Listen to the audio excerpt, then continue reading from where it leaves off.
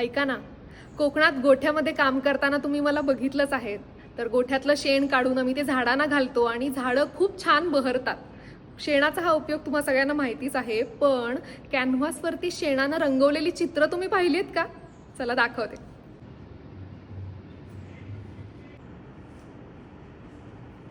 हे चित्र प्रदर्शन बघताना मनात एक विचार आला की ही चित्र करायला ज्या गाई म्हशींचं शेण वापरलं गेलंय त्या गुरांना ह्याची कल्पना असेल का की त्यांच्यातला एक अंश या चित्रांच्या कलाकृतीच्या माध्यमातून अनेक लोकांपर्यंत पोहोचतोय.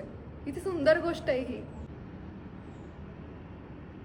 ही माझी मैत्रीण मीनल आणि ही शेणाचा रंगासारखा वापर करून चित्र करते. अगं माझंही बालपण खेडेगावात गेले.